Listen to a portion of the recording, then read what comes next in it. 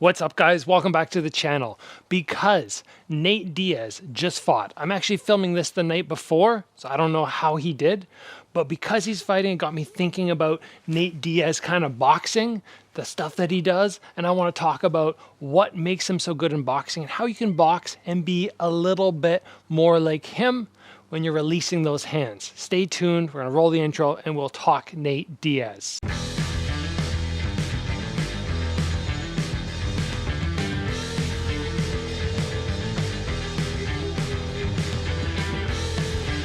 So one of the first things that we have to recognize about Nate is he's not the best boxer in the world by any means. He's not somebody who's super crisp like Canelo, but not everybody can be like Canelo. Some people can move with the Nate Diaz sort of style and it works for them.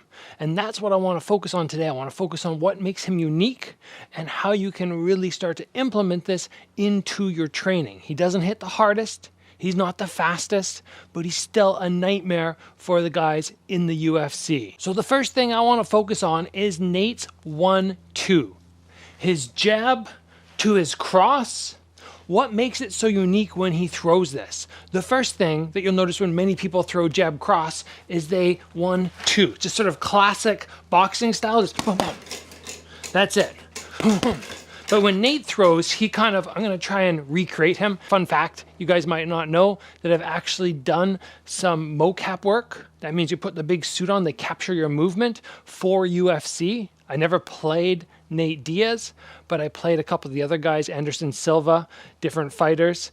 So I've actually done a little bit of this before. It's not my forte, but I'll do my best Nate Diaz impression. So when he throws his jab cross, he falls forward dramatically with his head. He'll be out here and but the big thing that you'll note about him is the time between his jab and cross are super minimal. Normally 1-2, but he kind of lets both hands come out at once. This means, in a negative aspect, that the jab hand is still out while he's throwing his cross. So defensively, you are not as protected as you should be, but when you're as tough as Nate Diaz, it doesn't matter. So try this sometimes. Instead of stepping in and going one hand back to the head, you actually throw your cross before your jab gets back, and you lean your head in so your weight is falling forward and you're creating more power. Maybe even faster between hands. That was a bad demo. Something like that. It's an interesting style, but if you actually practice it enough and the person reaches to block the jab and you come with the cross right after, you can make it work. Nate Diaz, tactic number 2 for boxing. I don't even know what it's called. I'm gonna call it the hand rumble because I don't have another name, but I'm just trying to figure out when somebody's doing this, what do we call it? Why is this effective and why do we see him do it so often? Number one, it throws people off. Have you ever boxed with somebody or fought in the gym at all with somebody and they're moving around and then all of a sudden they're doing this on you? People are gonna just take a little moment. They're gonna go, huh? So that is an advantage. As soon as you make people think, that's an advantage. Number 2, he's staying loose. And as he's distracting people, then he can come into that 1-2, which we already talked about. Is this the best tactic in the world? Is it revolutionary? Is it gonna cause you or make you get a lot of knockouts? No, probably not. But it might throw off your opponent's rhythm. So when you're on the outside, instead of stepping right in every time, just roll the hands, reassess, roll the hands, and then step forward with that 1-2. Something different to think about it.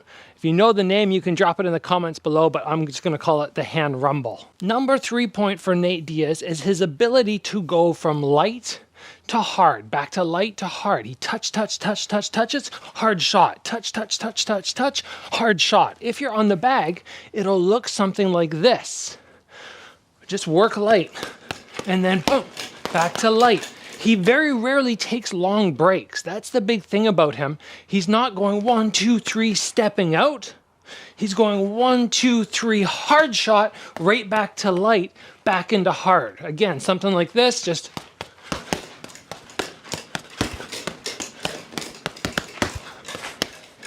again, I'm not Nate Diaz, but I'm doing my best. If you can mix up your power, keep people surprised, touch, touch, touch, power. And then before they have a chance to recover, you're already touching them again, looking for the opening instead of actually trying to force it. He finds the opening. That is what's very unique about his style. The next point is twofold. We are talking about his long hooks and his Stockton slap. Both of these are so unique because normally when we're at this distance here, people are only worried about straight punches. But with Nate, he can come around and either slap you or come with a big hook. I've talked about one of the advantages to being able to throw a long body shot on people, a long body hook. You can surprise them when they think they're out of range. What Nate does is he throws his arm up and he just folds his wrist, a little wrist fold. So now you're landing with the knuckles. If he's punching instead of slapping, he lands with the knuckles, but he's still getting massive distance. When he throws his slap, his elbow actually leads. That's not a classic hook. Classic hook, hand leads, elbow behind. But he comes like this, he gets lots of whip, and he can just slap people in the face when they're not expecting it. Same thing on his long punches. He's going long, long, long, and then he throws his hook.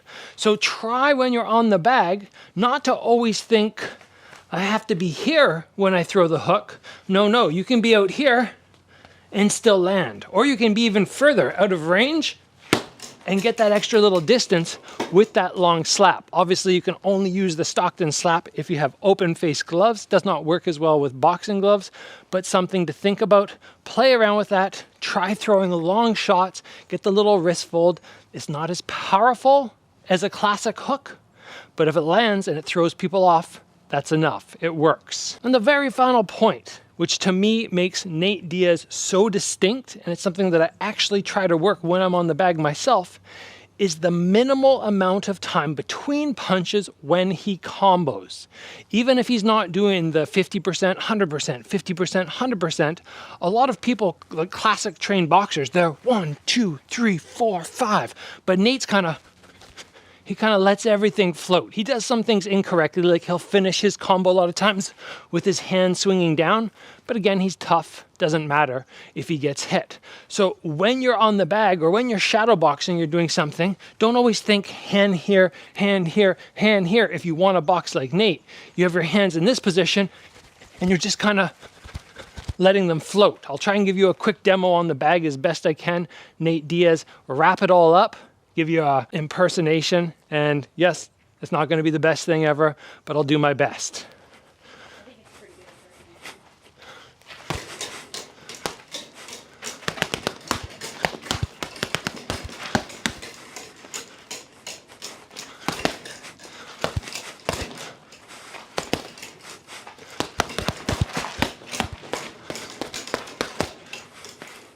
So that's my Nate Diaz impression. Is it perfect? Absolutely not.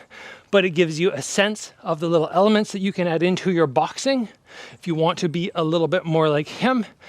I have not watched the fight yet. Like I said, I just got this idea spur of the moment because I went, Diaz is fighting tonight. What's unique about him? His boxing's unique. Let's do an episode on that.